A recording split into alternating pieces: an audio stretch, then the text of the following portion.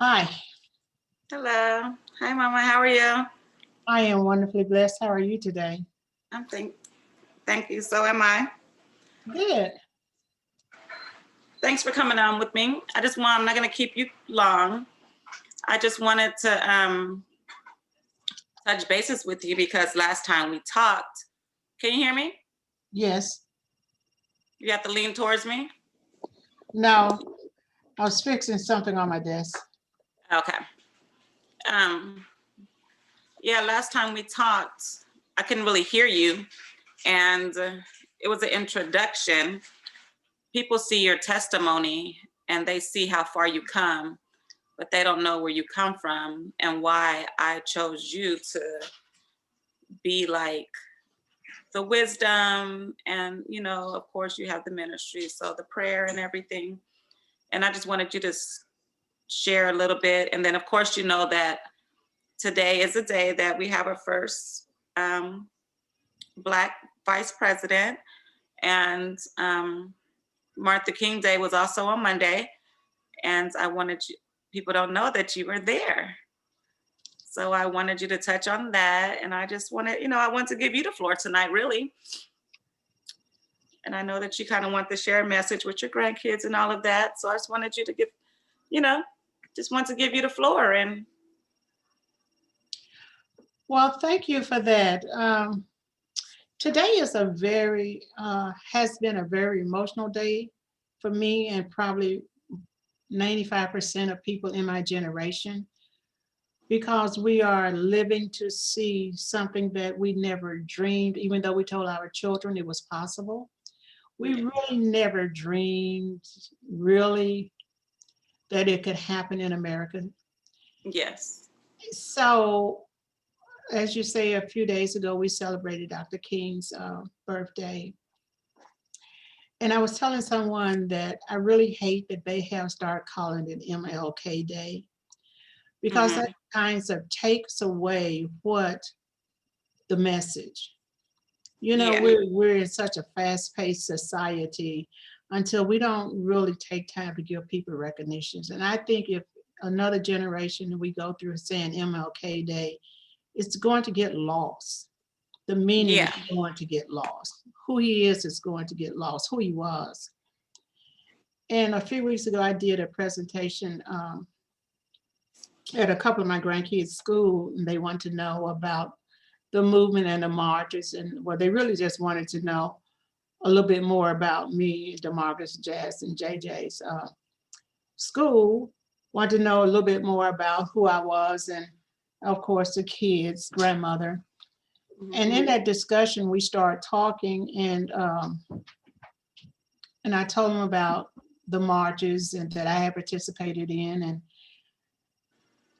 and it was very, very moving. And I still get calls today wanting me to come back and be a speaker. I'm not really a speaker, but just to tell my story. Absolutely. And I love your story, and I always tell my friends about it. And I do have you on record with another one, but I have to find it. So I just wanted you to do something special today. So yeah, you can start wherever you like. Do you want to start from, you grew up in Memphis, Tennessee. Yeah, I grew up in Memphis, Tennessee, in a small town, actually 2.5 street community that was called Crump. It's a part of the Douglas community, and Douglas community is one of the first Black communities. Orange Mound actually is the first Black community that was made for Blacks, that was built for Blacks. Then there was Douglas, and I graduated Douglas High School. I went to Douglas we didn't have kindergarten in those days. School started at the 1st grade and went through the 12th. So my whole school was at one school. We had 3 different buildings, an elementary, a middle, and a high school, but it was all in one location. I left there and went to Grade Business College, also a Black, they call it HBCs now, and I'm not sure if people my generation even realize what a HBC is. That's why I hate all these initials. It's the That's why I hate all these initials, you know, the HBCs. I went to Okay, so what was the HBC? It's a historical Black college. Okay. And, you know, they talk about Morehouse and of course, was Spelman and those schools in Atlanta, not realizing that we had one here in Memphis, Tennessee. It was called Gregg Business College. And that's where I got my associate in applied science degree from. Okay. And to see our vice president be a product of that school, she's not the only one, of course, you know, but she's the one in the spotlight today.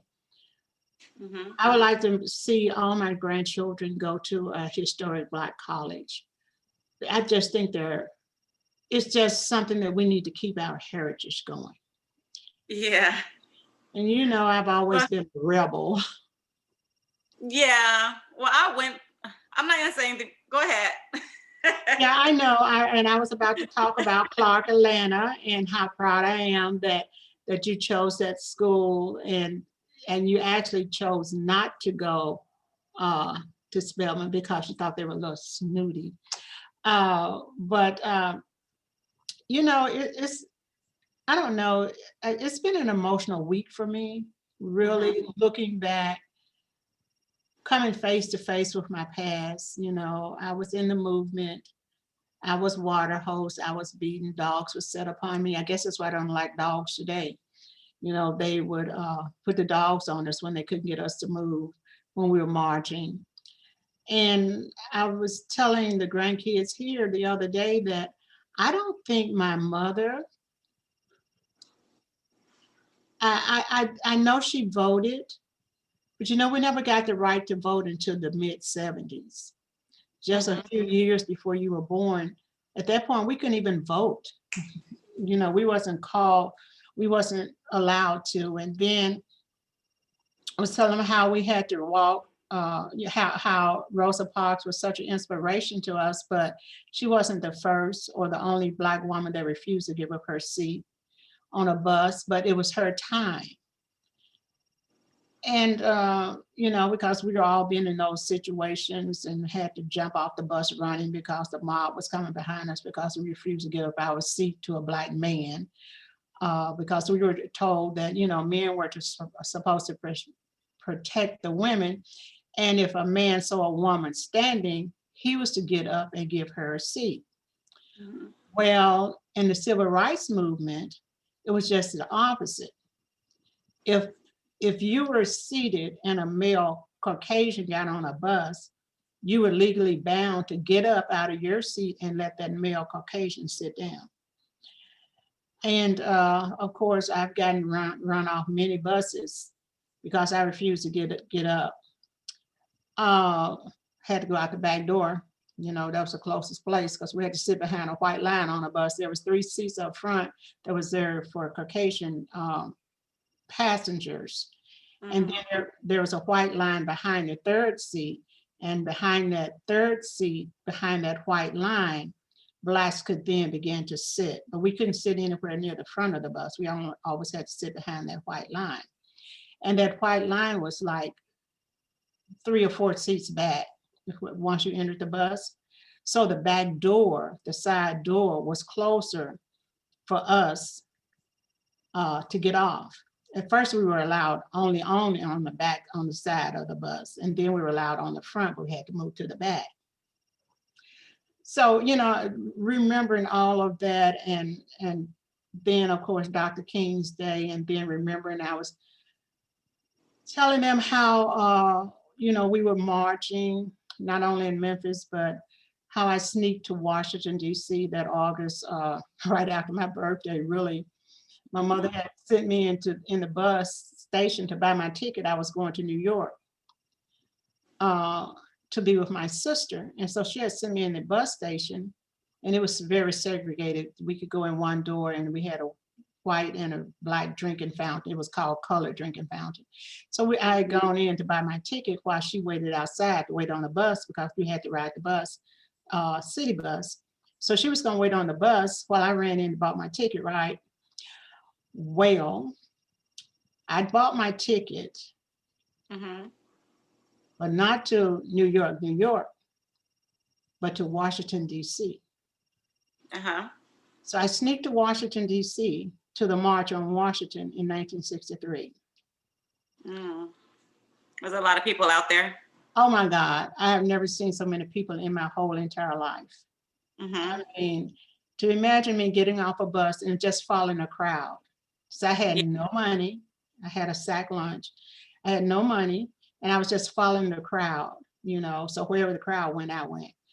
And finally, when we got to the Lincoln Monument, I was way, way, way, way back.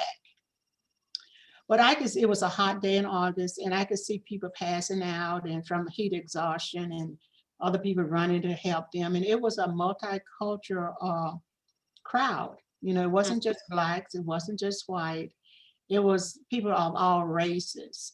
So Mm-hmm. that's probably what shaped me to be the advocate for civil rights that I finally became. Mm-hmm. Um, so this week was and seeing that ride on the Capitol, it just brought it all back. So the last couple of weeks, I said a week, but it's actually been 2 weeks, has been very emotional for me because I remember the last time, well, not the last time, but the last time I was there, um, I was there at that Capitol. I remember I sent all you guys to Washington.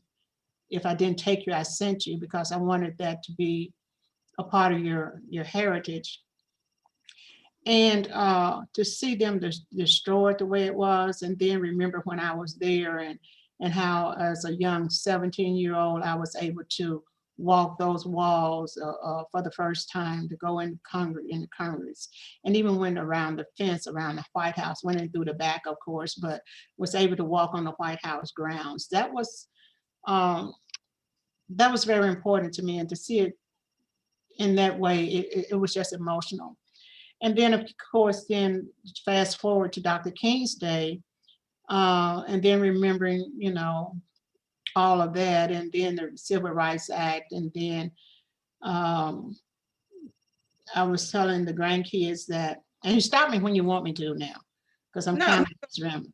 But I was telling the grandkids how um, we were looking at September. Actually had to go pick up her school books for school a couple of weeks ago, and I was telling her how you guys got new books when you went to Mm-hmm. school. When I went to school, we got used books that came from other schools. We didn't have new original textbooks even. We Well, had so did books, we growing up. We didn't necessarily have new books all the time. yeah, okay, but it wasn't new books, but it wasn't hand me down from a Caucasian school. It was books that were used by other students at your Yeah. school. Yeah. Ours came from another race. And so those are the books that we had in school. So I was Okay. telling them about that, and I was telling them also about how education played a part. You know, my first job, I was a maid, and seeing this week and the last couple of weeks events, it took me back to that time where I was a maid in a house for several Caucasian families, white families, and I did the cleaning, I did the toilets, I did the walls, the floors, the kids, I babysat them, um, educated them, you know, but I was not allowed to walk in their front door. So being a maid, I would have to go around and go in the back door, Yeah. and you know, that's how I began my day. Was that just normal to you, or did it make you feel some type of way? Well, it made me feel some type of way, but it was normal because that's just the way it was. Yeah. You have to remember, we had no rights. Yeah. You know, if you wanted to work, I made $35 every 2 weeks, every other week. I made $70 a month on my first job. And on my second job, it wasn't very much better. I made $16.50 a week, and for 5.5 days. Mm-hmm. You know, and then I would clean those houses, and I would always say, well, one of these days I'm gonna have a big, beautiful house like this, and it's going to be clean, and I'm gonna keep it just like I keep this. That was always my dream. No. But not to say I was raised in a shack. I wasn't. I was raised in a 5-bedroom home with 1 bath. And it wasn't until I was married that I realized that big houses had lots of bathrooms. You Mhm. know, it was 7 of us with 1 bathroom. Yeah. So, you know, just those little simple things, that was so traumatic for me this last couple of weeks, you know, but Mhm. it's life. Yeah.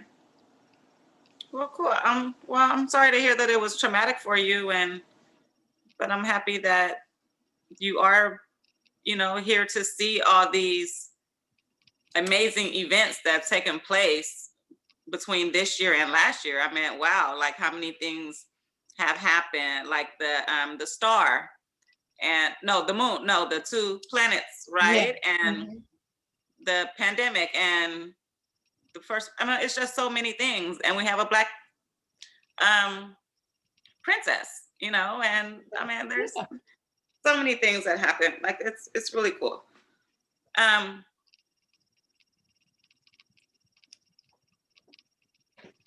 You know, and all those things, those are fairy tales, you know, that we Blacks have dreamed about, that now I've lived long enough to see accomplished. You know, never thought I'd see a Black president, even though I tried to raise my boys to be the first Black president. Never dreamed that a Black girl would be there, you know.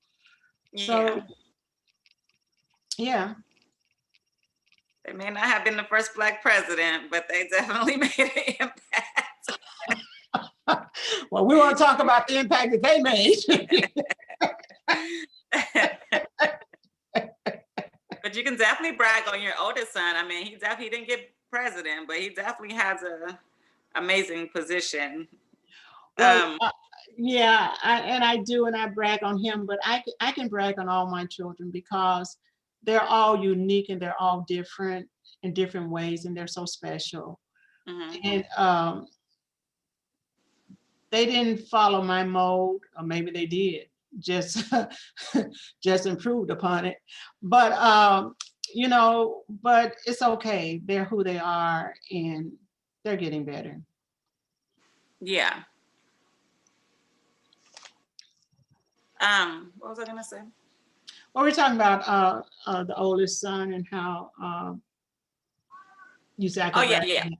No, I was gonna say, I mean, not only the oldest son, but Uncle Earl and your husband, Vietnam, we have to get him in here, Mr. Floyd, and talk about his experiences and everything that he went through throughout his military days. And he has an amazing story also.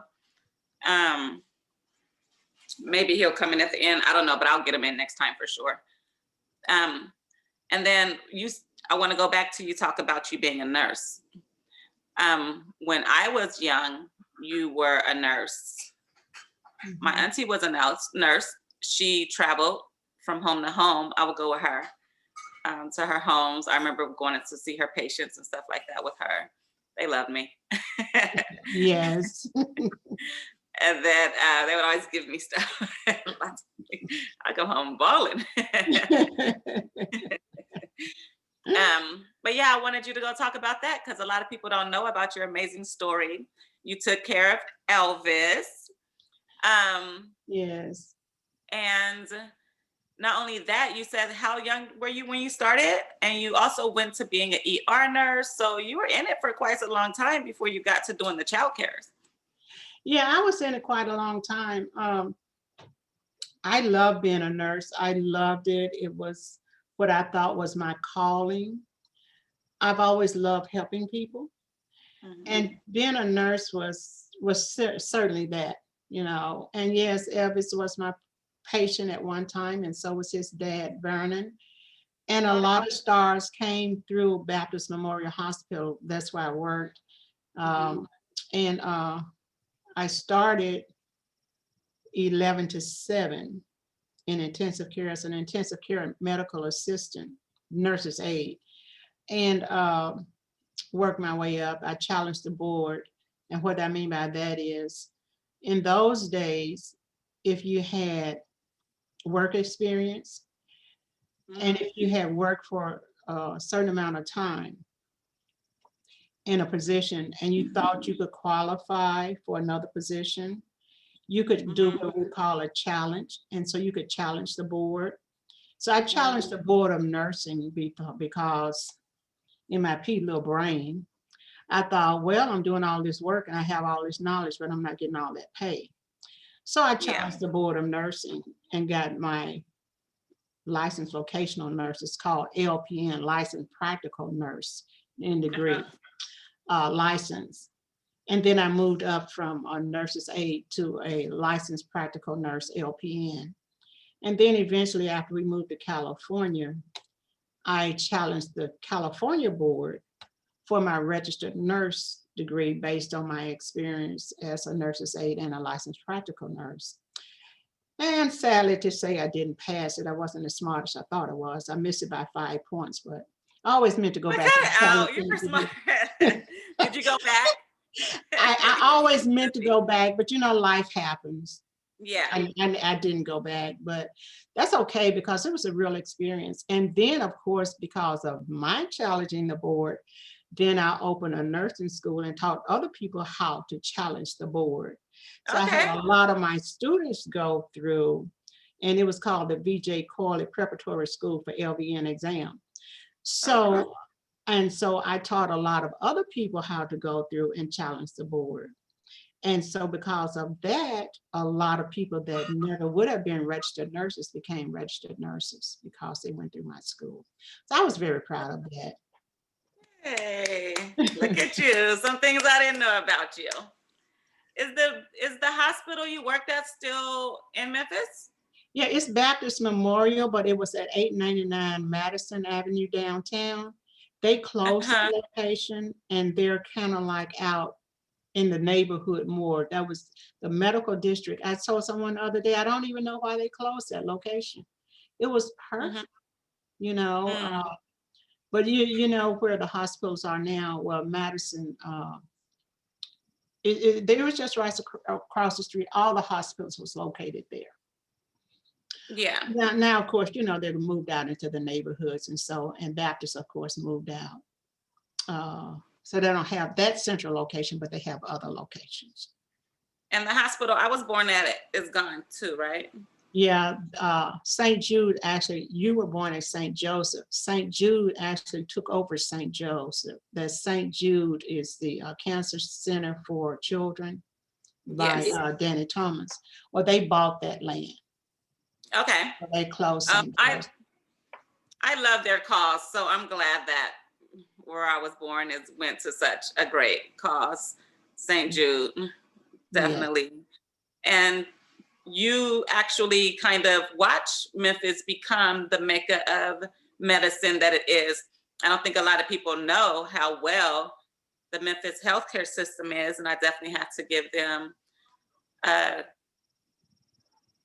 you know, kudos, yes, for catching my daughter's diabetes and also doing such a great job with Mr. Floyd because they keep him sick. And even with us, like we went to the eye exams, they were so thorough. And even like when I went to have like my, like tell them like the place we go to is the Memphis Medical Health Center and tell them how that got started. Well, you know, that's so strange. Here I go again. When I was a young girl, well, not young girl, I was a mother, and my pastor, Bishop G.E. Patterson, he's passed away and gone to be with the Lord now. But at that time, he was telling us that there was a group of doctors that was going to get together and form this nonprofit, and where they would treat people for free or on a sliding scale. Didn't really know what a sliding scale was, but anyway, was going to treat people on a sliding scale, and he wanted us to join this organization. Well, I think I joined it, but pretty soon afterwards, I moved my family to California, so I really didn't like stay in touch with it. And then when I came back to see Christ Community Health Center, this big mega conglomerate, and I was so excited to be connected with their Genesis. And then, of course, I put my business, Caramoo, on their medical program insurance. And so, and that's how, but back Oh, in that day, I had no idea. I didn't It know was just, that. I didn't know. I didn't know that you had put it on their medical. Why? I know that that's the location in Poplar was in the building, but I didn't know that that's how it came about.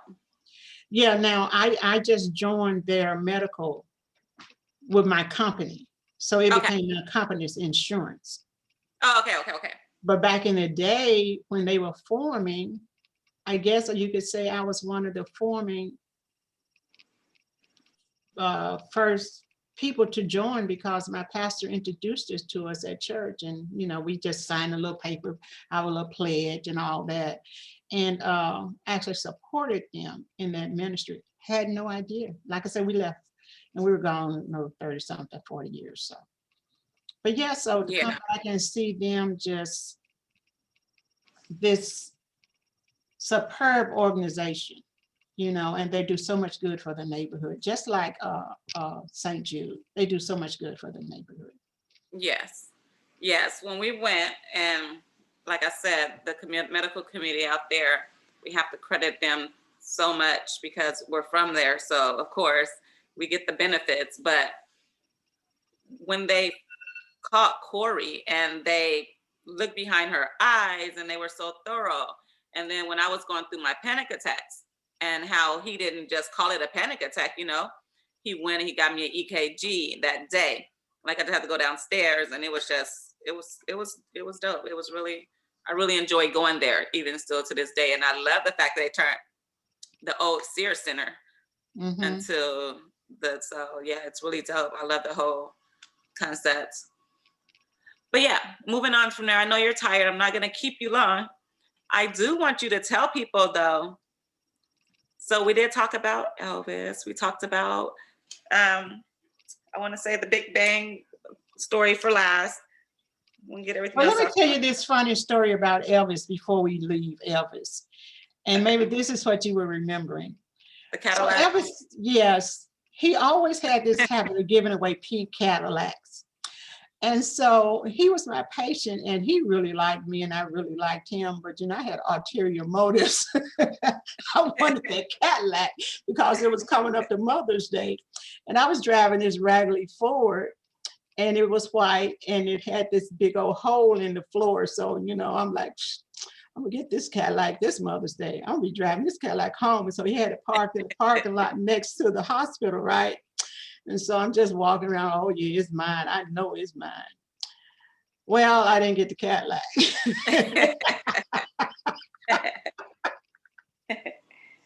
I was mad at him for a long time.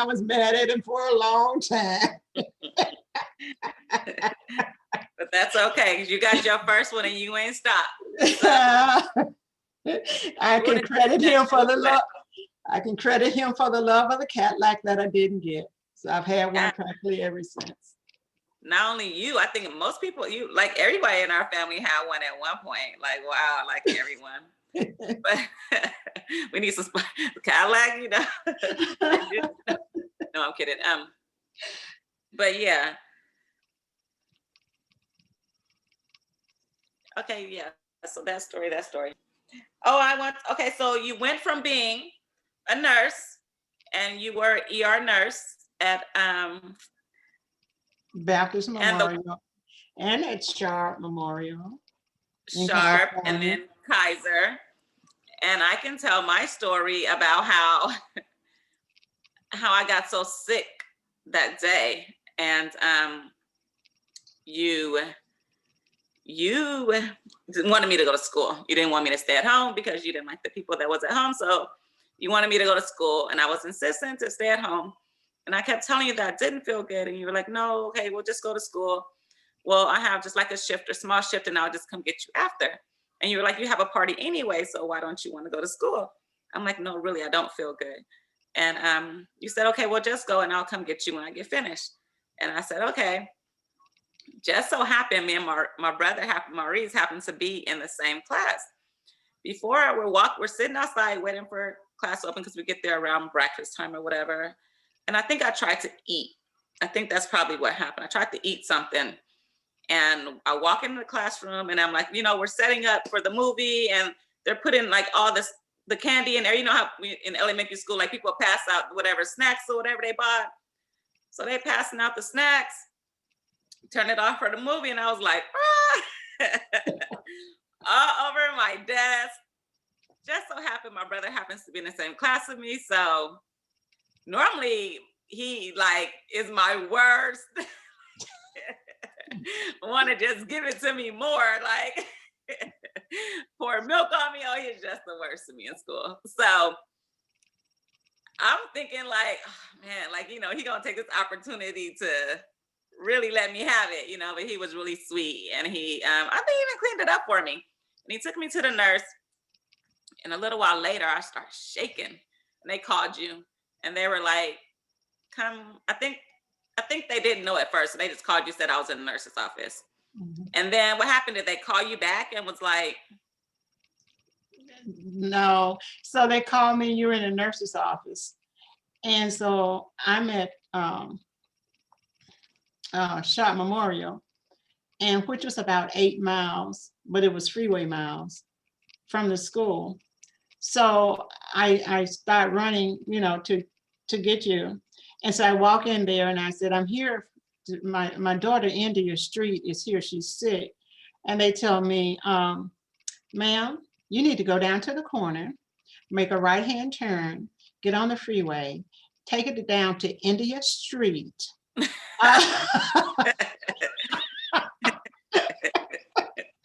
That's in the old town district. And we're new to California, to San Diego. And I'm like, what? If you don't find my daughter. I had no idea what they were talking about. I didn't know there was a street named India Street. So so that was that funny story on that. But you were you were critically ill. Yeah, I just remember sitting in the office and I'm shaking and they're like, are you cold? And I'm like, no. They're like, but you're shaking. And I'm like, but I'm not cold. So she goes to take my temperature. And my temperature was like 101 and it was shooting up. And I think by the time you got there, it was close to 103. So I don't remember much because I slept. Mm-hmm. Like I think I passed out. My temperature was so high, not passed out, but I was just in and out of consciousness. And I just remember like you took me to one doctor and I'm laying on the table. And I remember just waking up. It was like a dream. And they were like, I remember them saying like, you need to get her to the emergency room right now or something. And you picked me up and was like, let's go. He was like, can you walk? I was like, yeah. And that's kind of, I remember, and I remember being at Kaiser and I passed out again. And like all these years, it's so funny. I was telling people that you passed out. No, I didn't tell people you passed out. I was telling people that you were having a procedure done.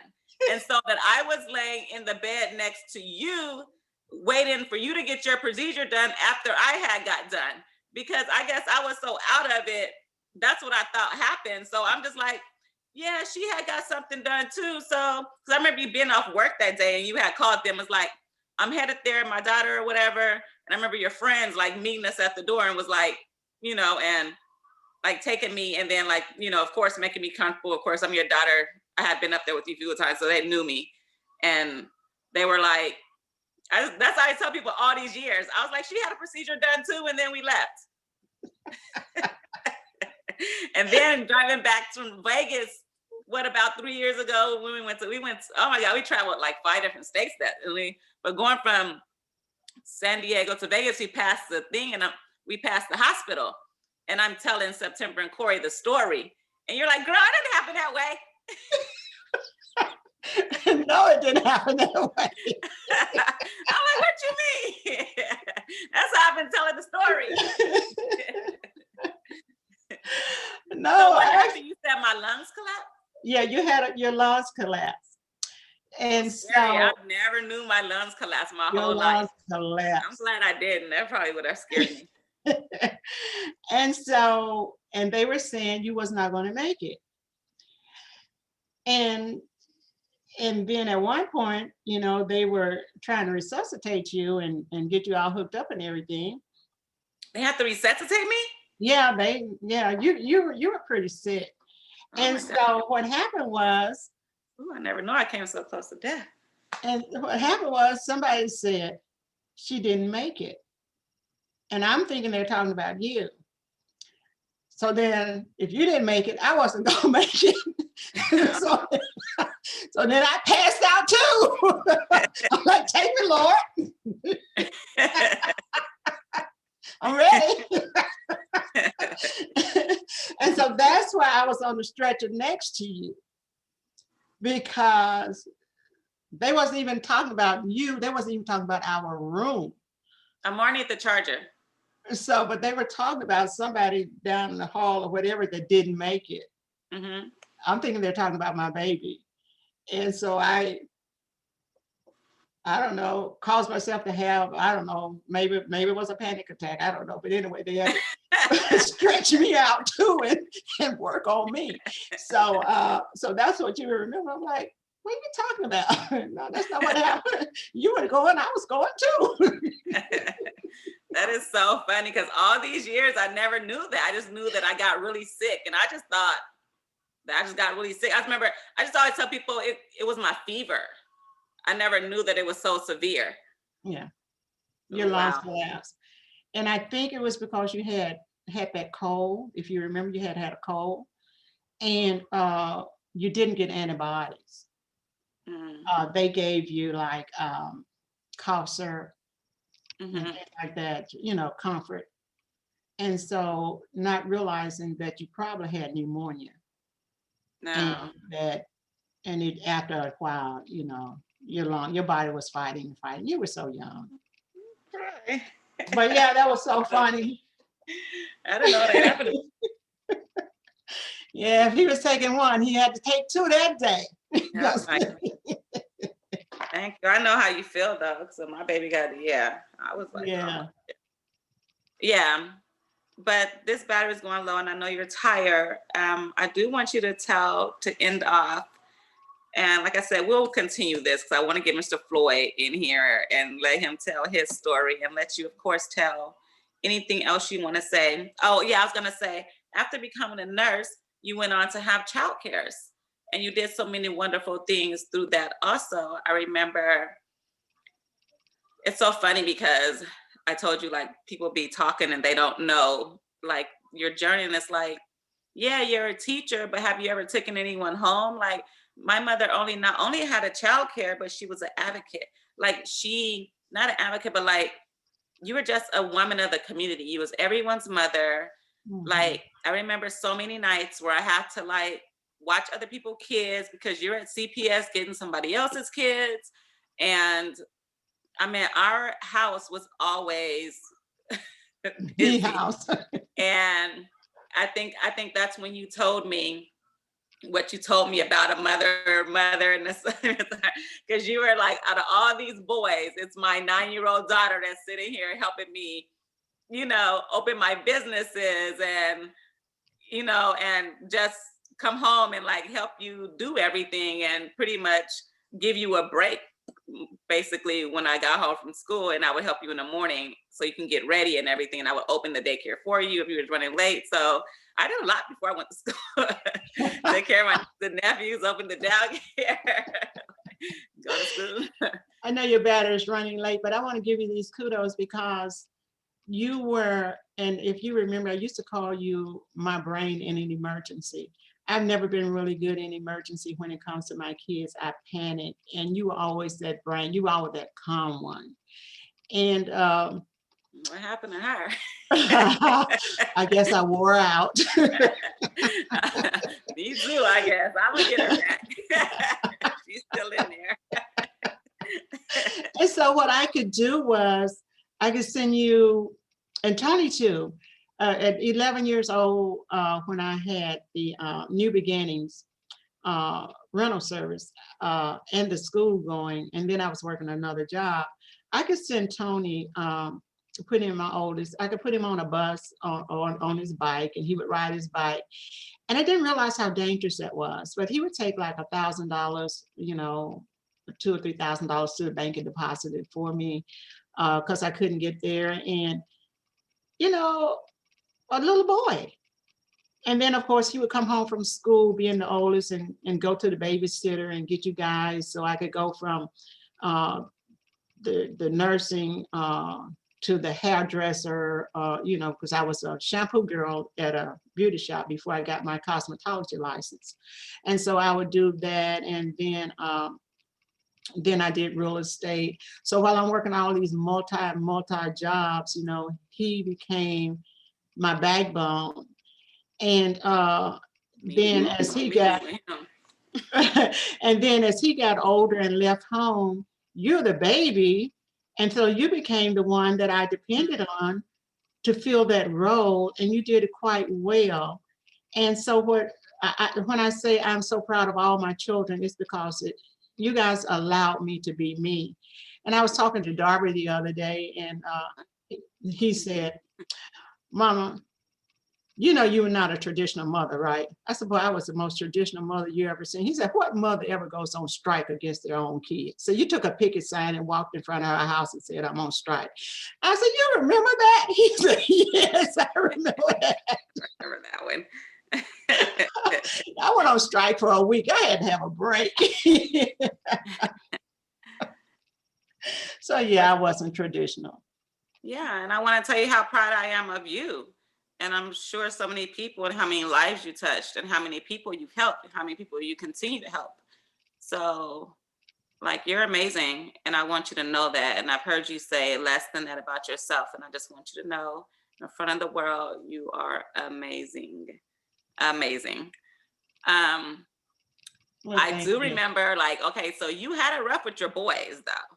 Oh yeah. So throughout all that you were doing, you still had to deal with these boys that you thought were sending out to protect themselves, who turned out to be these people in the street that and I remember one day you came home and Dwayne had bought somebody home that Sam was into it with in the streets. And you know, Sam is a super hothead, you know, stoplight, break your nose type of hothead, you know. So oh yeah. So Dwayne brings him to the house, and you're not there. And you know, you're on your Saturday morning thing with Auntie, you know, go see your dog. But I still go see a man about it all. Yeah, that trip. The trip we loved, okay? You go see that man.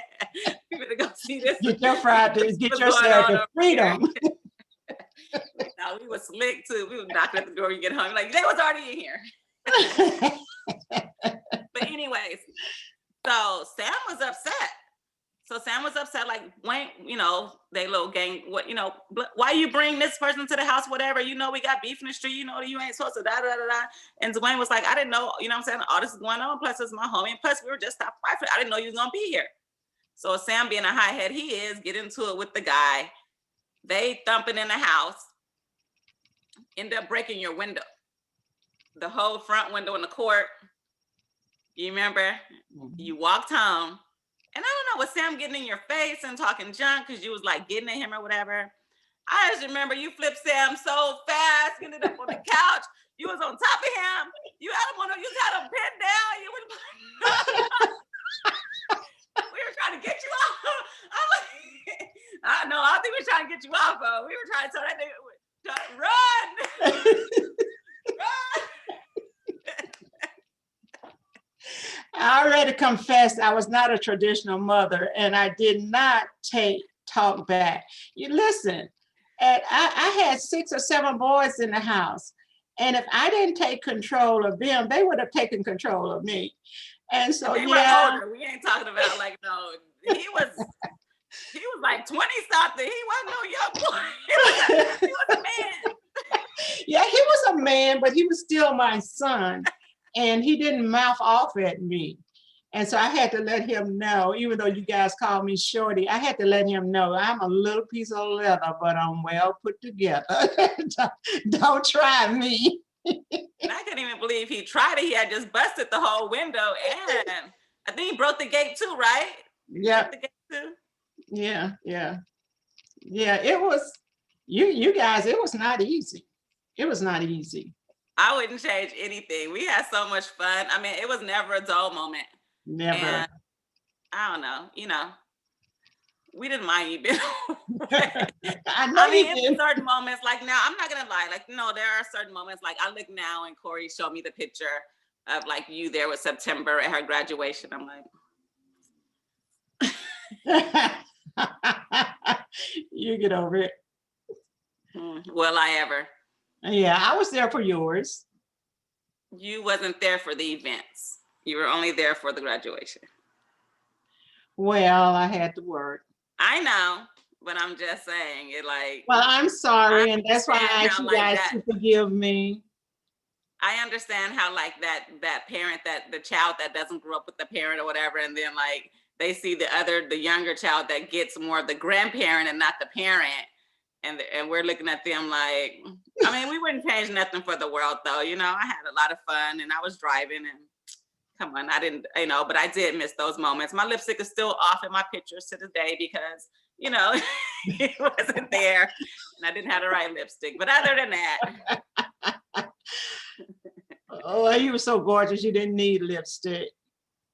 But other than that, but yeah, I want you to, we're going to come back to it. And I just want to let people know why, not only did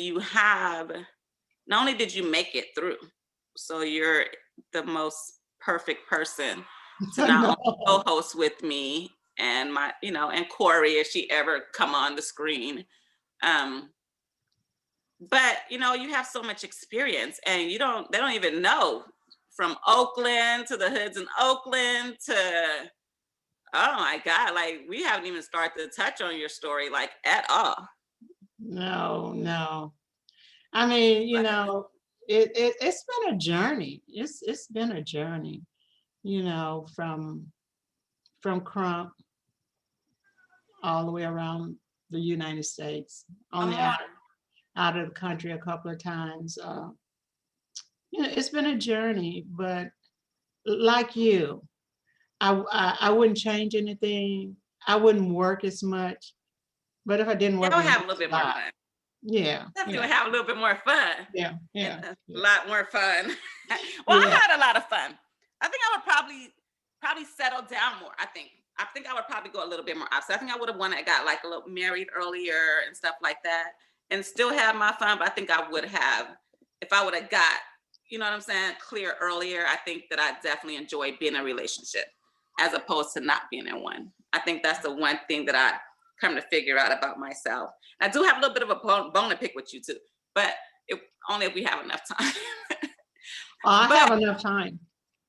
I need to get this charger. Really quickly. You were there. Well, you were there. I mean, a lot through the civil rights movement. Is that what it is? Mm-hmm. And you were also present the day that Martin Luther King was shot in Memphis, Tennessee. Mm-hmm. And I want you to tell people your story, that amazing story. Well, I don't know how much time you have, but I still gotta get my charger. You can go ahead and tell it. I'm gonna get the charger. Okay, so coming up to the death of Dr. King, it was a very hard time in Memphis, Tennessee. And by that I mean it was a lot of civil unrest. Dr. King actually came to Memphis to fight for the sanitation workers, and we call them sanitation workers, but in those days they were just called garbage men. And they were on strike, trying to get a living wage at that time, not $15 an hour. I think they were maybe on strike for maybe 98 cents an hour, or maybe $1.01. I don't remember the exact amount, but it was what we would call pennies. Mhm. So they were on strike maybe for 8 cents more or something like that. And they wasn't making $1 an hour. So that's why Dr. King came to Memphis. Mhm. And but before he got there, we had been trying to organize and marching, and it really didn't start with the sanitation workers, but that's why he came to town. But we were already trying to integrate some things in Memphis, like lunch counters where we were not allowed to sit or go in, and we could go in the stores to shop, but they had lunch counters. You call them food courts now, but they were called lunch counters, and we couldn't sit at the lunch counter. Mhm. We could eat, but they would pass it to us, but we could not sit down. So we had been striking for things like that, and we were doing some sit-ins and some lay-ins, and so then the sanitation workers went on strike, and so Dr. King was invited, I think, by Dr. Benjamin Hooks and some other people in Memphis, and so he came. And he wasn't there very long before he was assassinated. And so we had this march, we had a couple of marches, and I always say I'm going back to that corner, and I believe, I don't want to say it, but I believe it was Calhoun and Fourth, where we lined up to march. And so we were marching, and we would always have to be four abreast, and that means that we would have to hold arms with 4 additional people, and we make a chain so tight that nobody could break it. And so we were marching. So on this particular You day, demonstrated. yeah. And so on this particular day, we were marching down, and we had gotten to Beale Street, and the same Beale Street that's so famous. It was always a famous street. It was always famous, but it was always a Black famous street. And then I'll tell you on a different segment how it changed from being a Black entertainment district to being a white mega entertainment moneymaker. And it changed hands from the Blacks to other races. I'll tell you that story. But anyway, it's still a very popular street. But anyway, we were marching down Beale Street.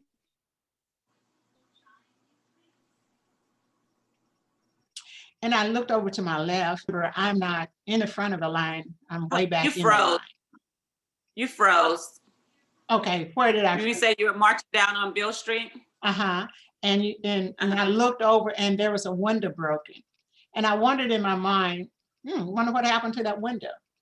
And then we kept marching, and then I got by A.W. Schwab, which is a business on Beale Street. And that window was broken. And I'm wondering in my mind, and my cousin Elizabeth Brown was with me. And so I'm wondering in my mind, what's happening? What happened to the window? But we were still marching. Ironically, the violence broke out in the front of the line. And by us being in the back of the line, we didn't know what was going on. So they had started breaking windows, the marchers, and just really disrupting things. And so the next thing I knew, the police, Dr. King was in the front of the line. He and Ralph David Abernathy, Jesse Jackson, Dr. Hooks, just a bunch of civil rights people. And so they rushed them away. And so we had to run for it. So we're running back to Mason Temple. And I get knocked down. The police are on horses, and they're beating us with the billy clubs, just just indiscriminately. And so we're running for our lives. And so Elizabeth and I, some boy had fallen. A lot of people were falling. We were too. And so we picked him up, and we're running with him. His head's bloody, so we get all bloody and everything. So we get back, and we reorganize, and then we go home. Well, that night we were supposed to come back together. We had been together the night before. And then that night we were supposed to come back together and downtown to hear Dr. King speak again. And it's my understanding Ben Branch, who was one of my neighbors that lived in the back of us, and also a big entertainer and a good friend of Dr. King, was on the balcony with him, and they were discussing what songs we were going to sing at church that night. And this shot rang out. I wasn't there when he got shot. I had gone home to take my mother and her friends. I had the only car in the neighborhood. So I had gone home to take my mother and her friends to mission meeting at church that night, and I was going back. But about 5:30, 6 o'clock, whatever it was in the evening, I had the TV on, and it came on that Dr. King had gotten shot in the head. And I'll tell you, I was devastated. I remember falling on my bed and crying, what's going to happen to us now? What's going to happen? It was such a selfish cry, not realizing that he had gotten shot in the head, but not realizing that he wasn't going to make it. You know, it was hours later before we knew he was dead. But they kept us in suspense, I guess, to notify the family or whatever. And I just remember laying there on my bed crying, almost paralyzed, that, you know, that it was such a sad day. And I relived all that these last couple of weeks, you know, with all the violence and racial tension and all that. And so that was April the 4th, 1968. But he had come to town. I want to say he got there maybe the end of April, the end of March. He had not been there a day or two, and you know, and already he was dead. I just couldn't wrap my head around that. And then, of course, the city went up in flames, and everybody was, you know, there was a lot of violence. And then we were on curfew, and we were on curfew for 3 or 4 years every April after that because of the violence. You know, Oh, really? anger. Oh, yeah, yeah. As a matter of fact, Dwayne was born during lockdown on that first day. Yeah, he was born on lockdown. I think it was a baby boom, really, because he was born April the 6th, 1969, and Dr. King was born assassinated on April the 4th, 1968. So all around that time, it would be riots in Memphis every year for quite a few years after that. So it was a hard time. And then, but the most amazing thing is we regrouped, we survived. His wife, Coretta Scott King, actually came and we did a silent march from the temple down to City Hall. And I want to say it was March Monday, but it was before his funeral. His wife was there at our last march before his funeral. And I was always amazed at her strength and her courage that she could come and take part in that march before she even buried her husband. You know, that was dedication to the movement. I mean, they were so into that movement. Yeah. And, you know, then I was, you know, like I said, I was young, but I was so surprised to know that he accomplished so much in 39 years. You know, he died a young man.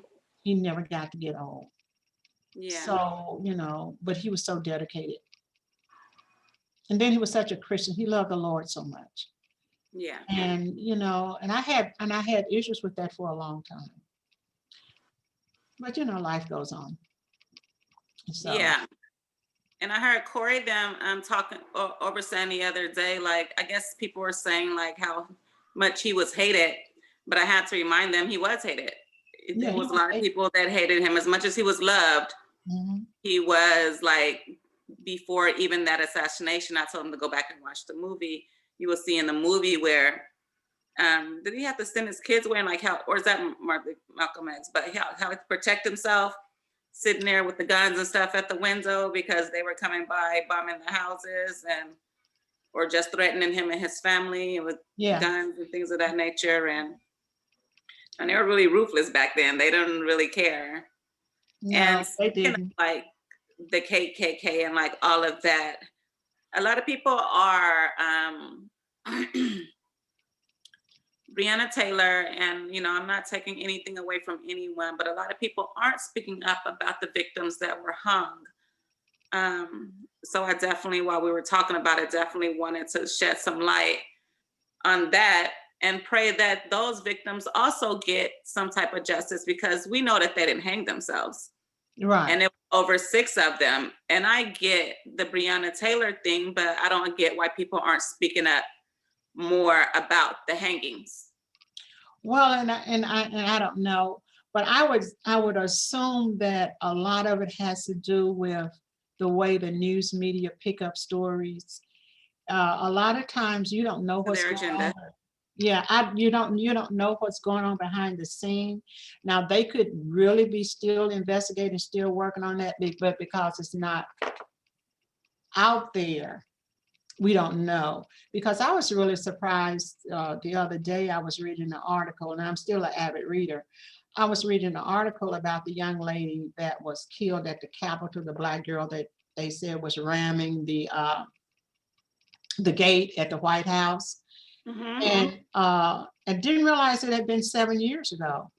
And what they're saying is several, I don't know if it's 7 or 5, but anyway, her sister has been fighting all this time for justice for her, but it's not making the media because it's so much else in the media. So these fights are going on, they're just going on without media attention, is what I'm believing. Because she's still fighting for justice for her sister. And she said that what happened at the Capitol and how her sister was gunned down, but they let these people come in and desecrate the Capitol and strike police and all that. And her sister had a mental problem and was out of town. So it's possible that she was afraid, and this is what her sister was saying, that possibly, I think her name was Bland, that possibly she was afraid to stop because of all the police, that was chasing her and everything. Got confused, and because she already had a mental illness, just didn't know what to do. So she just kept driving. And I've certainly been in situations, as you know, we drove across country all the time. Yeah. I was pretty, and there were nights when I would feel like I was driving for my life because I had my children in the car, and people would do and say mean things to us, and try and follow us and harm us and stuff. So I would, and so, I would always have to try and outrun a situation because I wasn't in a position to fight. Yeah. So I had to always try and outrun a situation. So I could relate to her being afraid and running for her life, because I've had to do it so many times coming across country with you guys. Yeah. And so I was surprised to hear her sister say that. And honestly, I had forgotten all about her. It's so much going on in the news. Yeah. I had forgotten her story. So I was happy to hear her say, well, I'm still fighting for justice for my sister. Yeah. And not to say anything about our president, but I didn't know that she was the Attorney General for California. So I'm not going to say that didn't put a frown on my face, knowing the Black man that, and Mikey's situation, he's 25 years, signed 2 strikes. I think that 3 strikes in California should be demolished, period. I don't know how it ever got on there. I mean, it was a corporal punishment, and they use it in such a way that is not fair. Yeah, and it was never meant to be used the way that they used it. And I'm going to confess to you, I was all for 3 strikes back in the day. And because crime was so out of control. And I don't know if you remember this, but one night we were coming home, and 2 little boys got shot on Maple Street. And I think they died. And it was because of the crime.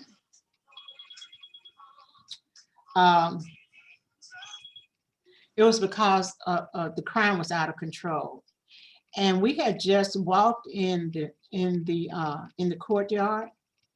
And I always thought, we had just walked in and closed that door, because it was a drive-by. Had we had just not walked in that courtyard, that could have been us. And so I was for the 3 strikes. I was so frightened for my children and my life. But when And I thought, well, it's going to get these violent people off the street and we're going to be safe. Well, what they turned it into was something entirely different. You know, And did you not realize that they were as violent as us and they were causing half the problems? No.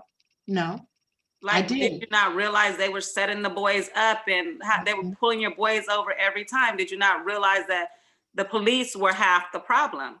No, I didn't. And that's because I was think naive. you would have these conversations all the time. And I think I was the one that tried to like change your mind about it. Cause I remember you would lay down and would be like, these people, and I'd be like, how could you call on these people? First of all, we live in the neighborhood with them. And I think it would upset me so, like your view on everything. And I would be like, how are you so blind living in our neighborhood? And that's true, because fear will make you do a lot of things. You know, you can look back on it and say, well, why was I so afraid? Why was I so frightened? Who, me or you? No, me. We was in the neighborhood. We wasn't frightened. We Well, was in no drive-by. You just wasn't telling you. Oh, you know, well, I didn't know that and don't know it until today. But, you know, when you're a mother and you have your children and you're a single mother and you're out there doing the best you can, all you can think about is protecting yours. And so I've lived a lot of days to regret a lot of decisions. And being for 3 strikes is certainly one that I certainly regret. So, but it was because of the times. And then I really didn't realize what it meant. That's why I read so much now. I'll never be caught off guard like that again. I didn't realize what it meant. I thought it really meant if you did a violent crime 3 times, you were going to jail. That's how naive I was. Didn't realize that you could go to jail for anything and get struck out and be in jail for the rest of your life. Didn't realize that until my boys began to get caught up with it. And then, you know, I was talking to different attorneys and things of that nature. And then they began to tell me, well, no, that's not what it means, ma'am. You know, your boys are going away for a long time. I'm like, what do you mean? They're not going away for nothing. But you know, you live and you make your mistakes. Yeah. And so I'm not faulting you for it. I was just bringing it up because we are talking about these days and what's going on. And I think that it's terrible. I think it's terrible that my nephew has been in jail for, how long has Mikey been in jail yet? Off of 2 strikes? Yeah, and well, they struck him out. They struck him out. I don't know. Maria can tell us better, but I think they struck him out 6 or 7 strikes at one offense. So, you know, and so I said all that to say, understand Kamala Harris. I don't know if she was the Attorney General at that time out there, but we all have a past. You know, we just got to live with it. Yeah, but I would hope in her presidency, she would try to make some of that right. I hope so. And especially seeing how it has little stuff like that is what has railroaded us now. You know what I'm saying? So if they really want to change things, Kim Kardashian, all that, they can talk about reform. You can pull few people out that wasn't, but what about these young boys that are being derailed every day? If you want to talk about prison reform, you definitely have to take away the 3 strikes, period. And like, why? And I think, Darby, that's what I was about to say. And another thing, they should be judged off their past. Once the crime is done, they did their time. They shouldn't get double because they did a crime before. They did their time. If they didn't do their time, why would they get double for doing your time before? The scale is old. It's so many things. So I hope that in talking about prison reform, they really get serious about it and not your stream froze. So if you were saying anything, we didn't hear it. Okay. I was saying, like, with prison reform, I hope they really get serious about it if they really want to do it and really talk to us, the ones that have been through it, that can really tell you what we would need in prison reform. Why are you judging them off when they've already have done their time and now they get to do double time because they did another crime. That's not fair. They already did their time, so why are they judged again? And see, these Secondly, are go on. go ahead. No, I was I'm just just saying trying if they want to do like Kim Kardashian, they can like do like, but you didn't hear her like speaking up much about like the prison in Alabama that was like filthy and treating these boys, and they didn't shut that down right away. So it's like they don't have no bed to sleep on. Like, it's just ridiculous. Half of them shouldn't be in there. Half of them should be.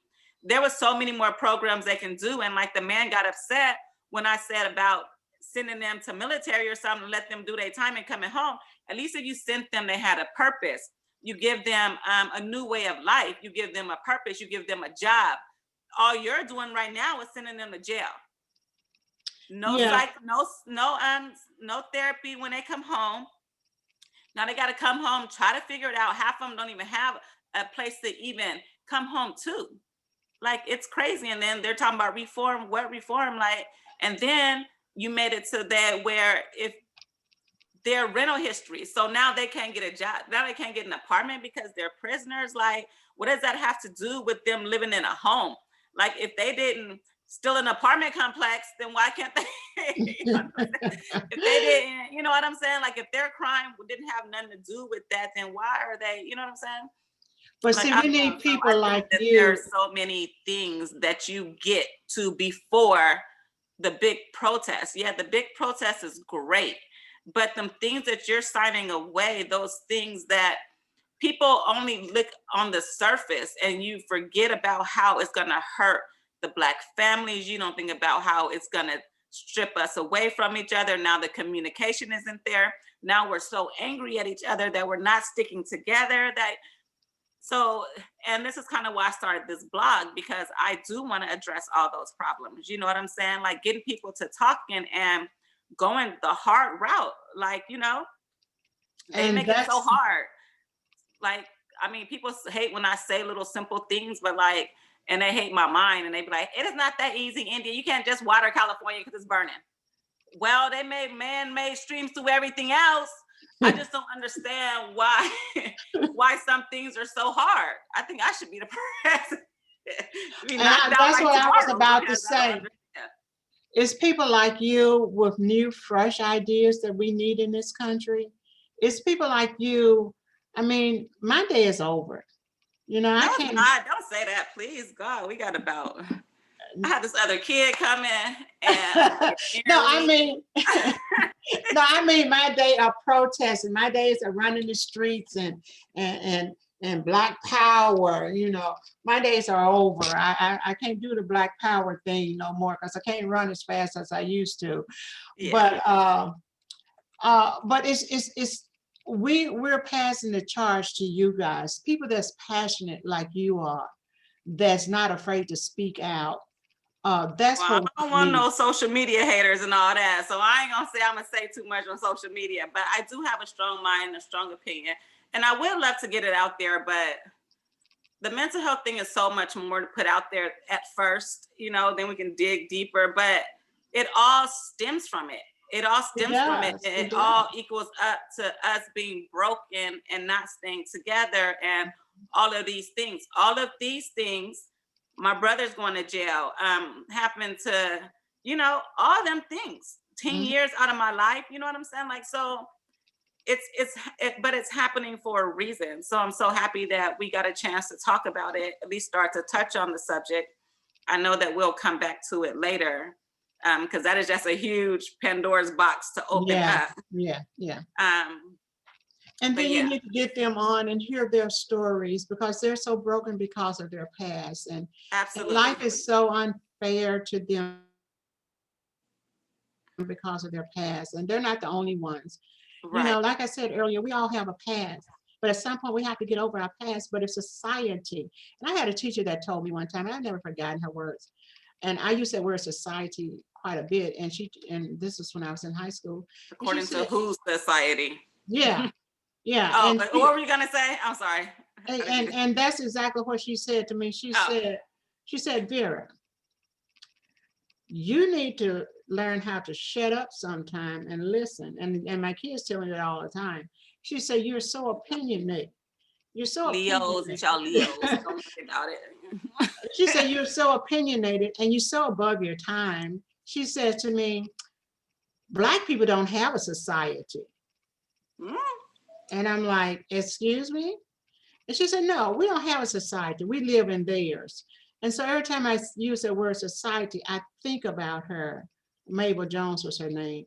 And I think about her and how she was a product of brainwashing, of Black, um, I don't know, she's Black herself, but, you know, a person of low self-esteem, even though she was in a position of authority, she could not help raise us up out of who we were. And, and so she couldn't deal with my ideology. And she failed me too. But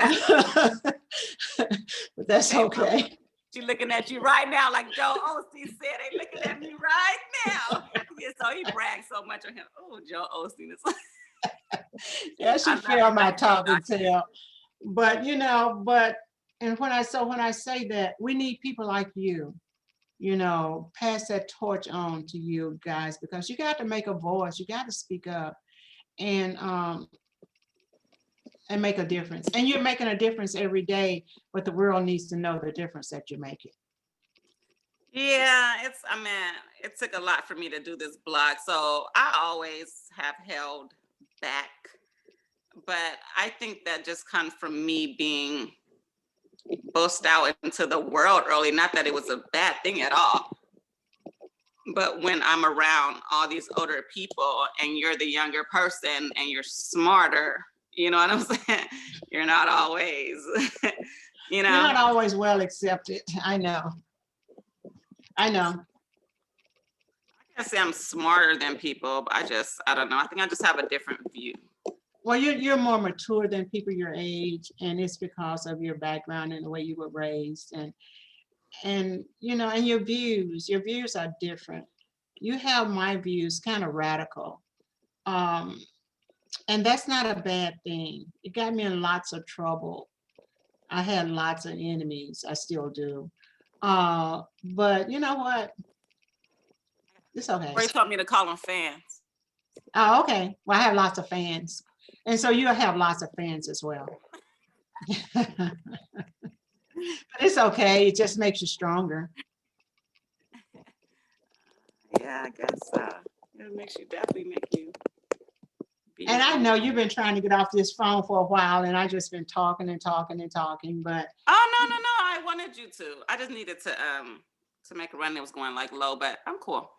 And then I don't know this hair, but well, no, it's I been love two you, and hours. I definitely wanted your story, and I know you were tired, but it's like you got your second energy talking about your past. So I just want to know how. I'm so proud of you. I think that you're amazing, and I hope that your story and our story and the story of the boys will help everything that we're talking about, because you're right. They have amazing stories and of being these Black men in the street Right. and what we went through with them all these years. And I was telling you the other day how I kind of got upset. It wasn't even directed towards me, the conversation was about two other people or whatever, and their situation. It was a domestic violence situation, and I'm just kicking back listening though. But one of the people that was having the conversation starts calling the girl that he's referring to, and mind you, we're only hearing one side of the story. And we've heard things about this person too. So, I don't know how you can crack the whip, but it's start referring to the person as these are not really words in my vocabulary, but D and devil and demon, you know what I'm saying? And I don't know, it just kind of bothered my nerve. And I don't know, I don't want to call myself an empath, because if I have any gifts, I can't really say that I'm excited about it, you know? They're confusing. It's not anything that, you know, I don't know. It's so as I'm sitting there and I'm listening to the story, I don't know. I just start to feel some type of way and I just felt like throwing up and I just started becoming very nauseated and I couldn't breathe. And I'm just like, I just need to get out the car because we were chilling. It was cold. So we were sitting in the car talking. And I'm like, I just need to get out because at this point, I'm just having a hard time just, you know what I'm saying? Like, I don't even know what the emotions are, but I'm just like, but then to hear like, yeah, like I've been treated certain way too by, you know, certain people. And when people make you upset, how can you go past all their hurt, their pain, everything that they've been through in life, even if they are alcoholic? My brother has a problem.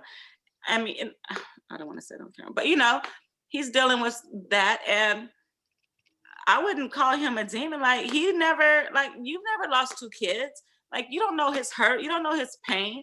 You know what I'm saying? So like, that's like calling me one. I didn't have a right to be upset. I didn't have a right to, you know what I'm saying? If you did something so to me, like I didn't have a right to my feelings before I became such awful thing in your eyes. You know what I'm saying? When you will never be that to me.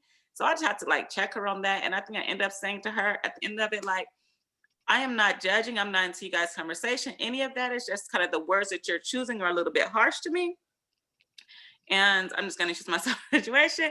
And I was like, I can just relate to the situation because I've been in those situations. But, and I was like, I ended it off with like, how could I ever be that if I'm a child of God, period? Like, how could any of those things ever come out of me? I have a right to my feelings, to my emotions, to my experiences that you may not necessarily know about before you put such harsh words on me. So I do want people to be really crazy. I mean, really, really like, we're out here having this conversation, putting our family out there in these natures so that people can get past these things. Because when that lady jumped off the building with her daughter, we're not going to call her, you know what I'm saying? And you can call that crazy because who would ever with their child, at least take yourself, not you, but people out here are dealing with some really extreme things, you know what I'm saying? So when people dismiss and go so ugly in their words, when they're referring to situations, sometimes it ain't got nothing to even do with you. It wasn't even your situation. You weren't even there. You know what I'm saying? So I don't know, like that. But I was telling you, the bone that I had to pick with you was that, so the other day I was telling you about how I had this dream and how I woke up and how, okay, so, and I've missed something very important in this dream and it may make you tear up. So in my dream, I watch a lot of scary movies. So I don't be like, oh, demons or devils or anything like that. I can contribute it to what I do. I watch scary movies and stuff like that. And sometimes I watch them before I go to bed. So sometimes my dreams can be a little, because I have a photogenic memory. So if I think about something, it comes in my head very clear. You know, like if I like looking at this shelf and I close my eye, the shelf is still literally, like I can draw it. Mm-hmm. Like I can see all the lines. I have a photogenic memory. So anyway, I was having this dream and we were on the couch and I was telling you how I had a dream that I have a baby. And me and Corey are laying, and this is kind of going away. This is, but we're going to pick back up on that. And I just want to thank everybody for coming. You know, you can end now if you want to, if you're just hearing your story. But this dream that I had,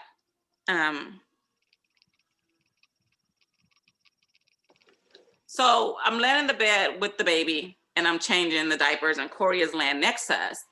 And out of the tent starts to come this little thing or whatever. So it's coming towards me. And I'm like trying to say in my dream, leave us alone. You know what I'm saying? Like we're God, like we can't, that's not. And so I was silenced and then I woke up. So I remember like telling myself, like, you know, next time this happens, like, I'm going to be strong enough, even in my dream, to make sure that, you know what I'm saying? I let it be known, even in my dream, like, no, I'm not to be played with. Like, I'm a child of God, you know? So me and Kori, we were just laying on the couch chilling, because sometimes we have movie nights, we'll lay on the couch and let's fall asleep. So this night we're laying on we fell asleep, and I'm having this dream. And I've been having this kind of like pandemic dream a little bit, where I'm always moving to like these houses.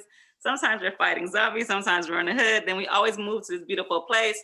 Sometimes they'll like come and like get us out there, but it's always different people in my dream. You know, we move to like this other place, and then everyone chooses a house because, you know, everything's empty because everyone left, like, you know. So we just choose whatever house we want, and it's always like on this beautiful beach, and we have these fly houses, and, you know, and then we go to, but, you know, sometimes the zombies will come out there, sometimes they won't. But, but it's been a pandemic dream. I've been having it since the pandemic, so. Anyways, but in this, so we moved to this house or whatever. So, I don't know, I think something happened, like, so you're in the room and you're trying to protect me, and you're saying, stay out of here. Don't come in here because there's something in the house and we don't want you to get hurt. And I'm like, you're crazy. I'm coming in here. You're like, and I didn't tell you, but it was you and grandma was telling you, she wasn't there, but she was there in spirit, I think.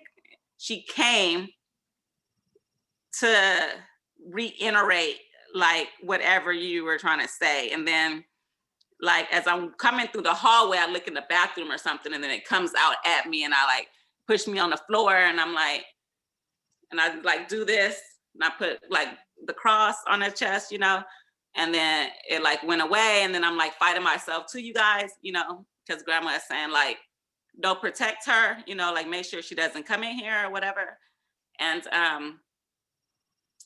you know, it's a dream. So, and then like, so it comes back, and I'm like testing it again, and I put the things on, but this time it's stronger and it doesn't work. So I go, I'm a child of God, you know, and I'm putting the cross. And I said it, I don't know how many times in my dream. Kori said I said God 3 times. But so I'm like saying I'm a child of God. And then as I'm saying that, I don't even get like it out of my mouth, and a white like light comes and takes me, and I'm like on the couch, so I fall and I'm all sweaty, and you know, and I wake up. But Kori said I wake up, but I woke up, I heard the last God, like, because I heard it clearly come my mouth. But she said I yelled it 3 times.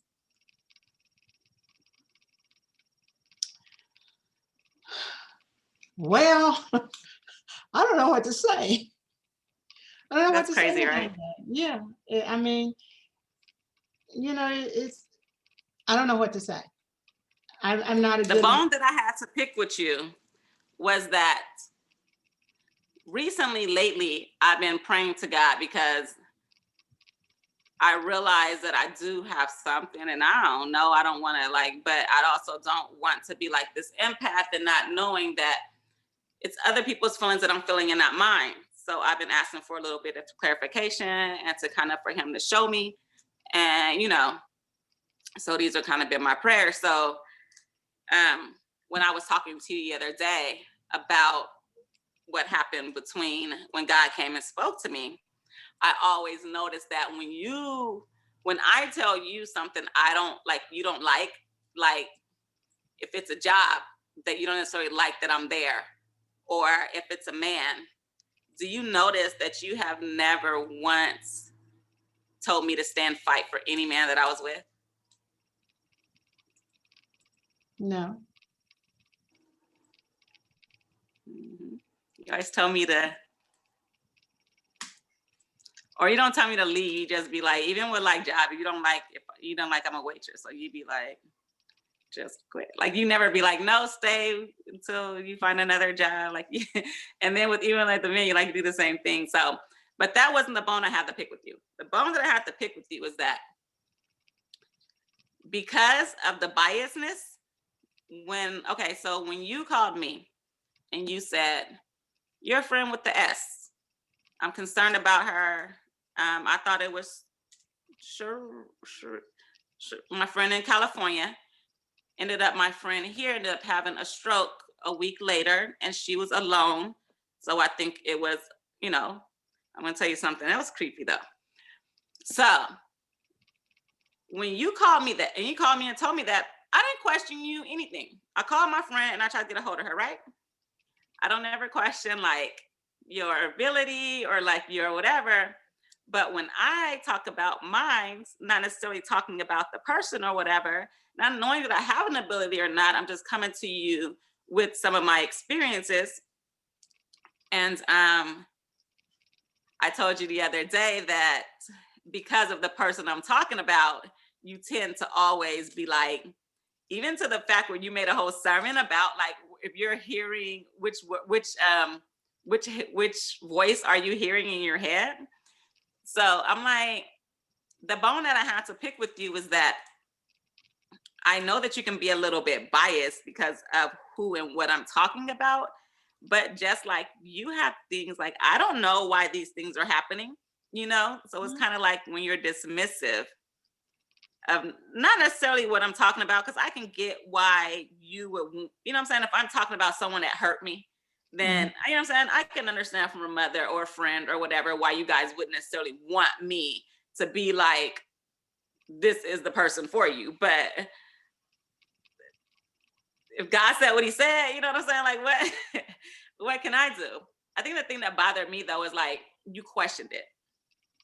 Like, how would I know it's God? Because when I talk to you about my experience with Kori and how she got to the doctor, I didn't tell you I heard God's voice in my head. I told you I heard his voice reiterating what he had already been telling me when I talked to you about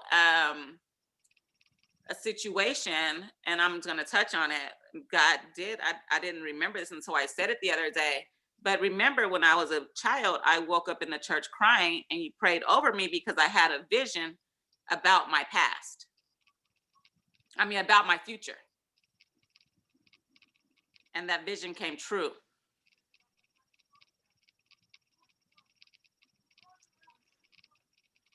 I don't remember the specific incident. I don't, you wouldn't probably remember it because I didn't remember it, because it was something that happened. I was young and we prayed it off and we forgot about it. So it couldn't have been a self-fulfilled prophecy because it was nothing that I even remember happened. Mm-hmm. So you were like, how did I know the difference between these voices or like whatever? And I just wanted to let you know. And I can tell you something else that's funny that would let you know that there is, and he has been showing me because I've been asking him to clarify. So I asked him to clarify and to see like whatever. And this is weird. I don't like talking about it. So I don't know if other people have this, but for me, I just keep it to myself and I talk to my mom about it, but I'm talking to her about it on here because it's still all part of the process. So what was I saying?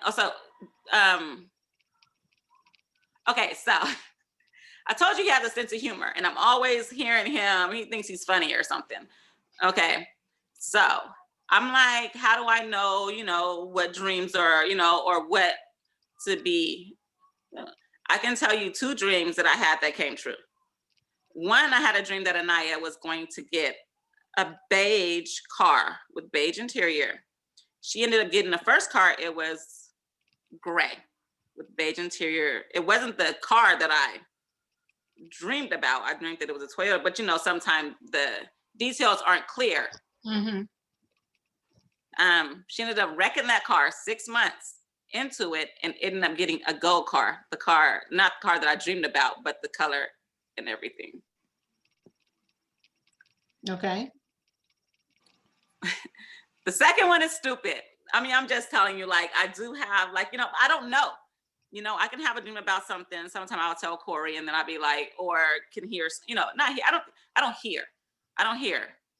Like if I ask or something, like I may get sent like a answer. Mm-hmm.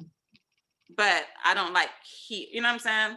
Okay. My inner, like whatever my intuition is what tells me if something's bad is gonna happen. Like when the Yeah. car hit Keisha's, and I told you I just had it's to me it's like always a sharp boom in my stomach. Mhm. Like, and I could never know what it is until the news would come out. You know what I'm saying? Right. Right. Or like, Yeah. Mhm. so this is stupid. I don't even want to say it. So he has a sense of humor. So this guy that ghosted me he came over or whatever, and we were going out to get some food, and we were headed out the door.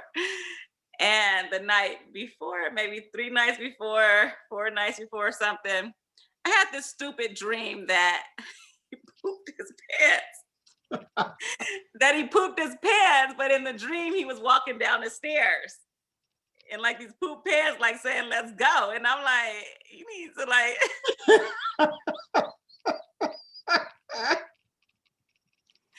okay, so he didn't poop his pants, right? But a few days later, he came to my house and he went to the bathroom for like a long time. And I'm waiting at the door because we're about to go.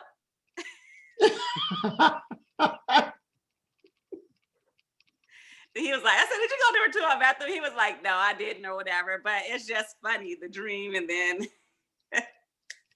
so I don't think I have a gift or anything. I don't know. I don't want it. So I don't know what it is. I don't care what it is. It's weird when it happens. It's like deja vu or something. Well, whether you want it or not, you have it.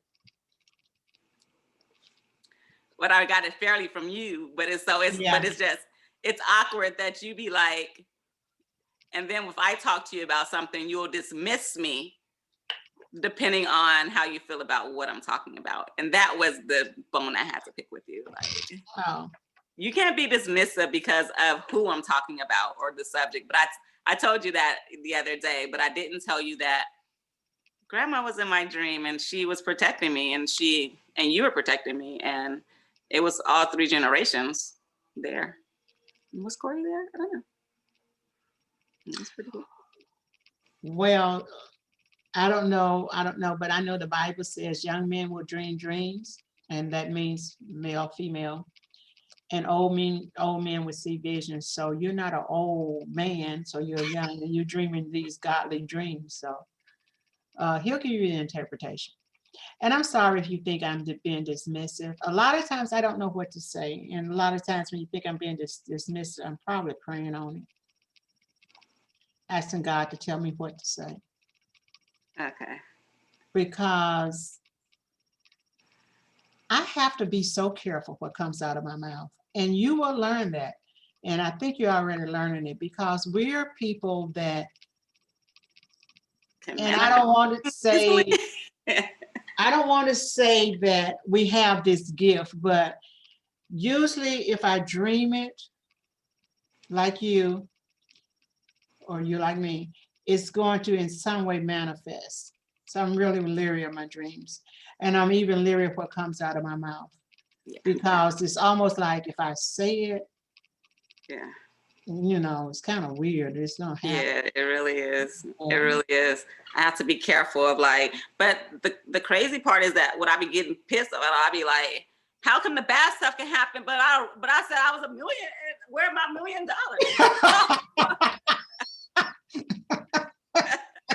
You know what I'm saying? Well, maybe it's coming. But I understand. You're like, dang, I spoke it like not. So I always try to knock on wood. I try to put it back in the earth, because you're right. It is creepy sometimes on how, and especially if I said something bad and it happens. Yeah. I didn't do it. I only thought it. I swear. Yeah, and then say it out loud. God. Yeah, and then what I'll do is when I have those moments, I would say, God, I didn't mean it. I immediately repent, because, or apologize or whatever. Yeah. Because it comes back on us too sometimes, double times fold. Like, yeah. Yeah, I've learned a lot about myself this year, but that's not something I'm looking, like, I don't want. So when Maurice talks about his experience, it's not necessarily I don't believe him, but I do think that he has to take human factors into perspective, because it is quite possible that he does have a gift, but he's taking it wrong and it's scaring him, and he's going completely somewhere else with it. But I think if you acknowledge some of the human things about it, like I acknowledge that I watch a lot of scary movies and that I wear glasses. So sometimes I can, and if I don't have them on, and, especially in the dark. Well, I don't know if you noticed, but, yeah, I hate to say, life is just like that. And so we don't have all the answers. No, not at all. But and it's not always fun finding the answers. So, and I leave a lot of things alone. My friends would tell me, "Oh, Vera, not gonna let you talk about that," but some things I don't even want to hear because it gets into my psyche, and then it affects me. And I'm not talking about that today. Yeah. And it's past a certain time at night, you can't talk to me about certain things because I have to go to sleep, and it's going to be in my psyche, and I'm going to have some type of reaction to it. I can't do that. Well, I feel like if I am, and like I said, my mind is so, but I feel like if I was able to feel my daughter's symptoms, then why can't my healthy pancreas heal her pancreas? If we're empaths and things of that nature, like, why can it be used? But these are the things of the Bible that they took out, and Pentacles, and these radical way of thinking are things that they have not wanting us to explore. But I don't want to explore it either. But in this case, like, if my daughter land next to me 2 hours a day, you know what I'm saying, with my pancreas on her pancreas, is giving her pancreas some type of energy or that she needs then, or whatever, or if it's possible that, some type of your energy or your vibration or whatever, can manifest into the other person, why can it also help to heal? I don't know, but all things are possible for those who believe. So I don't know. I don't have the answers. Me either. I throw them out there. Yeah, I do the same thing. Yeah, for it. I take a different approach. I just command her pancreas to work the way that God had meant for it to work. Yeah. And so we're both doing the same thing. God's going to heal her. I believe it.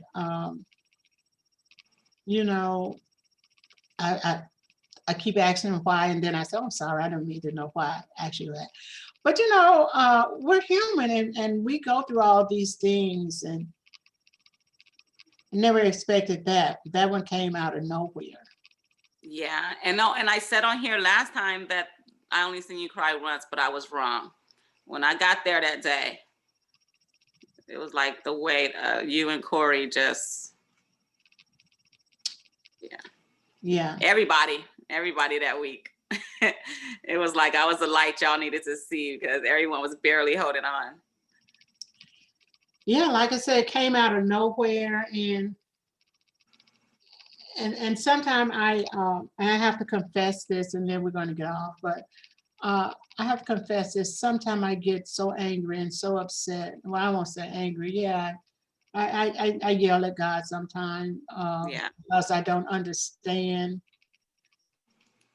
and it's not for me to understand. And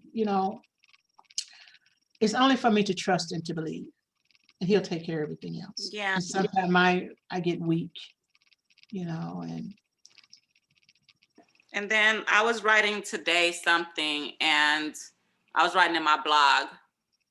And when I wrote this in my blog, we can ask why, but we have to look at how many people because I brought that up to you because I did write in my blog today about how I did hear his voice and how from his voice, not only did he save my daughter, but who knows, I didn't even ask if her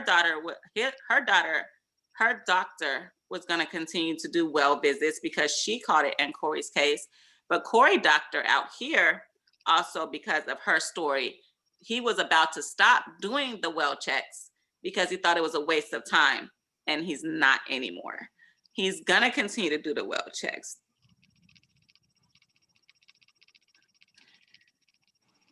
And see, even so I think that our journey, you know, just how many people we saved already just through her story alone, from the 2 doctors that she was, or the doctors that heard her story and decided, you know, we're going to continue to check well patients for things that aren't necessarily visible. So you don't know how many, you know, we don't know how many lives she saved from her story, or how many lives that we'll save from ours. Like maybe I didn't get the white picket fence in my husband, you know, that I was spoken about, but I do have my daughter. Yeah. You know, and we do have this amazing opportunity, which I probably wouldn't have done if I didn't go through this. I wouldn't have known to even talk about all of this. So, yeah. Well, but yeah, I do want to encourage people to get tested, to get help, to not put things off. Just, you know. Yeah. Just take care. Our body really does speak to us to give us signs, but we ignore the signs, you know, because we don't realize there are signs. So even mentally, you know, yeah. And if something seems wrong, go get it checked. Like in Kori's case, we had no idea, you know. It was God all the way. Yeah. And it was at a critical point. Yeah. We had no earthly idea. So yeah, like sometimes I'll ask why, like, you know, if he was such for me, like, why not now? You know, like when I'm better and everything, why then? But I had to think about the message that came through him, and it maybe had nothing to do with, you know, maybe it was just an introduction, maybe, because if everything would have been perfect, would I have got help? If everything would have been perfect, you know, like we probably would have been married right now and with all that, but like, you know what I'm saying? Like, would I have started this blog to help other people, and would I have even got therapy thinking I was okay? You know? So, I'm proud of you. I don't think it's a loss. I definitely think that we're about to gain so much. I think that people lost me, which is unfortunate for them, because I mean, everybody can go to the Super Bowl or whatever without your star player. You feel me? So, so you lose that star player, you know, your team may have been good, but you know, it was great with that person. So you may have a good team, but you had an amazing team when I was on it. Amen. Amen. I certainly agree. I want to thank Mama, you. I love you. I love you too, and thank you for doing this blog, and please keep it up and do it more often, and let's get the family involved. Yeah, they're coming. I already talked to Maurice about doing his, so I'm gonna sit everybody down and let everyone introduce, and then allow other people to come in on the situation, because I think it's important for every individual to have their own introduction. And then we can kind of come in on each other's. Well, you're inspiring me, and I'm gonna say this, and I'm gonna go. You know, you've been trying to get me to write this book forever in 2 days, and so maybe now is the time that we need to start putting pen to paper. So many things out there. I never had time. But I've written this book 1,000,000 times in my head. Yeah, absolutely. So maybe now I can speak it and then translate it. you know, and everybody have their chapter and we can tell our story. Well, that's how I envisioned it. I kind of envisioned it kind of like, of course, I wanted to do it. It was my idea. Kind of starting with me. And then as I went along in the story, of course, Sam can break, you know, the book would be Sam or the book would be Dwayne, or, you know, from my story, it would branch off into everyone else's stories.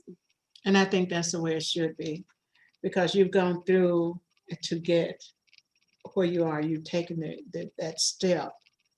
And I told you before, I've been in therapy before, a couple of times before. And I was Or no, I always, thought it should start with you. Okay, but go ahead. I'm sorry. and I was always embarrassed to talk about it because I didn't want people to think that they somehow was right all that time when they called me Crazy Jean. Right. You don't want people to see inside your story, your pain. You don't want them to feel like they won because you went through this pain. Like none of that, but I'm winning now. Like none of that matters to me anymore. And you're right. I didn't want it. It took me a long time to just even start it because it is anxiety putting it out here. But when I think about the teachers that I want to call out, Mr. Lawrence and all of that tried to fail my daughter, it's so much more than me. You understand what I'm saying? Like I'm coming back, you know what I'm saying, for those people. You understand what I'm saying? I'm going to that school and I'm going to make sure that they have lists to know, you know what I'm saying? So yeah, you're going to be that advocate. You're going to be that advocate for her, and those students that's yet in that school that's being treated unfairly because something that's so out of their control. So yeah, you need to do that. Yeah. So yeah, it's so much bigger than us. And I've always known that we were a special family and that, I mean, I've seen this vision for us for a long time. I've been recording us and I've been trying to push this movement. I just have to stop waiting on people and get my own confidence and push it forward. And yeah, we're here. So Yeah. I love you and I thank you for joining me on it. And I can't wait till Kori joins us because she's so funny and has her own point of view. And yeah, I definitely thank you. I definitely want to put this like out here today and let people hear your story. So. And thank you again for having me. And you know, it's been great. And I want to do it again. I want to keep doing it. And you've really encouraged me, not only in this, but in my ministry and, you know, just in life. And I think you've given the family a platform to heal. And that's what I want to leave you with today. Oh, thank you. And I do want to let everyone know that you can go on to my website, my blog, and you can make your individual pages. You can tell your story. You can put your pictures up and people can follow you. If you need money, put your cash app. You know what I'm saying? Like you don't have to suffer alone. Family, friends, people we don't know yet that are family and friends, like your family and friends can follow you on there. You know what I'm saying? You just make a member and you can have your personal space for your needs, you know, and it's not social media, so it's not public, you know. And if you want to make, I don't know if you can make it private, but only people that are members onto the site will be able to see what's going on with you. I mean, I can make it public if you guys want me to, a request, but we'll get there. You know, I just want everybody to feel safe at this point to just go on, tell your stories.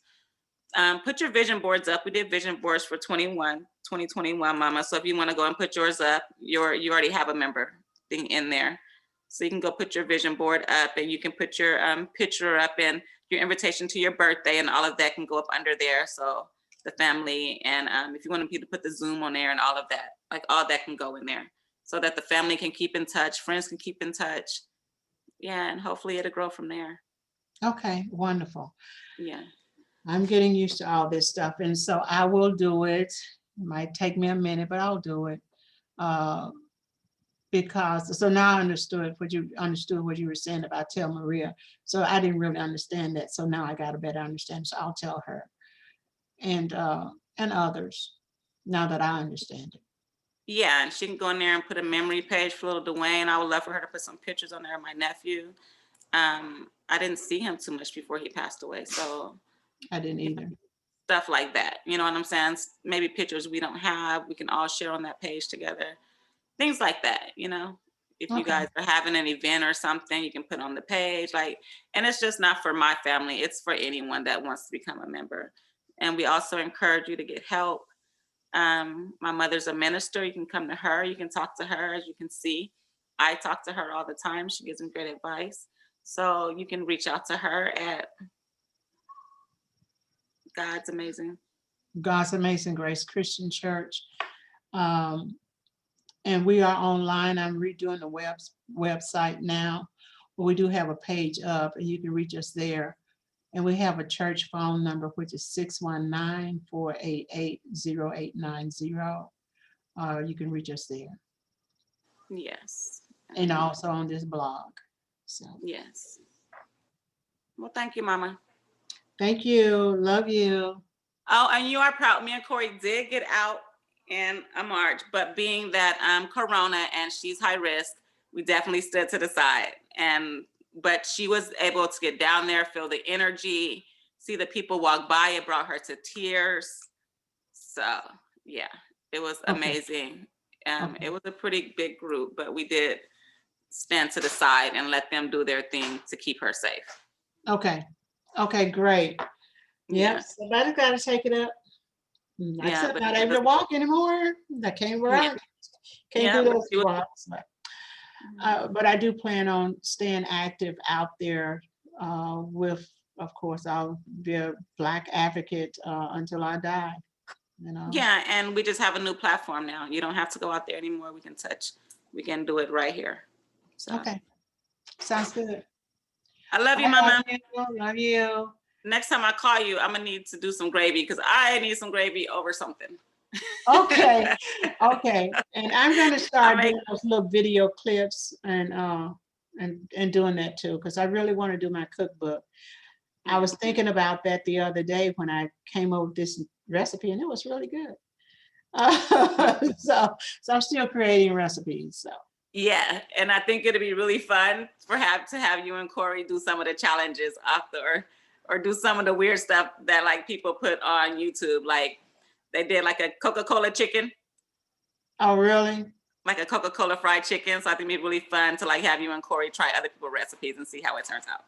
Okay, yeah, that'd be fun. Yeah, I love doing stuff like that. Yeah, but next time, maybe when we get Mr. Floyd on, you can help me with the gravy in the back while we talk to him about his story. Okay, will do. Okay, I love you. I love you too. Good night, and I am cutting off the recording. Okay.